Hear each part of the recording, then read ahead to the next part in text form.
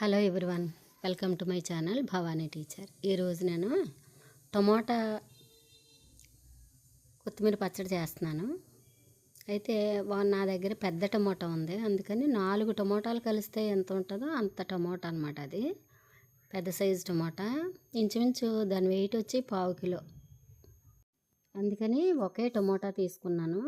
ఒక 10 పచ్చిమిర్చి, తర్వాత 2 కట్టల కొత్తిమీర, కొంచెం జీలకర్ర. ఈసారి నేను ఇంగువ మాత్రమే వేస్తున్నాను, వెల్లుల్లి వేయట్లేదు. ఒక పెద్ద ఉల్లిపాయ తీసుకుని కట్ చేసి పెట్టాను. ఇప్పుడు పచ్చిమిర్చి, కొత్తిమీర, టమోటా, ఉల్లిపాయ అన్నీ క్లీన్ చేసి నీట్గా కట్ చేసి పెట్టాను. తర్వాత ఇంగువ కూడా రెడీ చేసి పెట్టాను. ఇప్పుడు ఆయిల్ వేస్తున్నాను. చూడండి, స్టవ్ ఆన్ చేసి పాన్ పెట్టి ఆయిల్ వేస్తున్నాను. 2 స్పూన్లు ఆయిల్ వేసాను.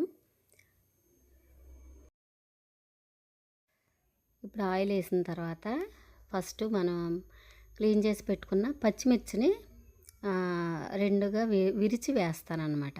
పచ్చిమిర్చి యాజ్ ఇట్ ఈజ్గా వేస్తే అవి ఆయిల్ చిందుతుంది బయటికి, కాబట్టి పచ్చిమిర్చి విరిచి వేస్తున్నాను. తీసుకున్న పచ్చిమిర్చి అన్నీ కూడా విరిచేసి వేస్తున్నాను. వేసిన తర్వాత అవి కొంచెం బాగా వేగిన తర్వాత మాత్రమే మనం టమోటాలో వేసుకుందాం.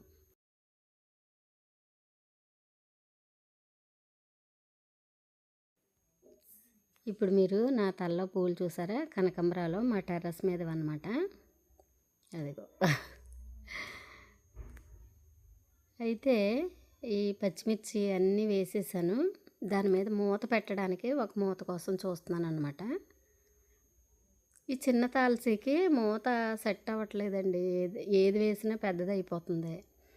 ఇడ్లీ పాత్రలో ఒక రేకు వేస్తేనే కరెక్ట్గా సరిపోతుంది, కానీ అది వేస్తే కొంచెం బాగుండట్లేదు అనిపించి నేను పెద్దదైనా సరే మూతే వేస్తున్నాను.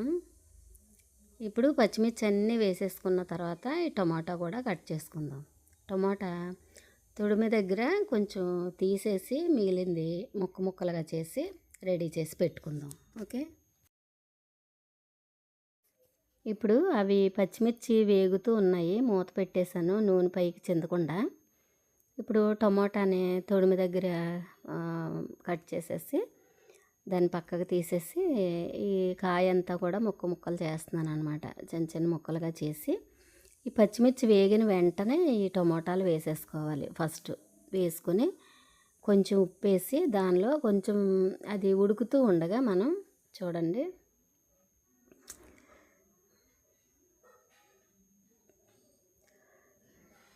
ఇప్పుడు టమోటాలన్నీ వేసేద్దాం. టమోటా ముక్కలు మొత్తం కూడా వేసేసి దానిపైనే మనం కడిగి క్లీన్ చేసి పెట్టుకున్న కొత్తిమీర కూడా వేసేస్తున్నాను.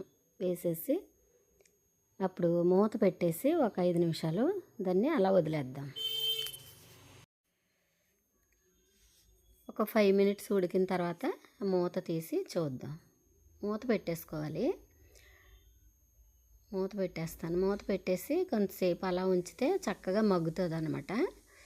ఒక్కసారి మనం వేసిన పచ్చిమిర్చి, టమోటా, ఈ కొత్తిమీర కూడా కొంచెం ఇలా స్పూన్తో కదిపితే అది కొంచెం దగ్గరగా అవుతుంది.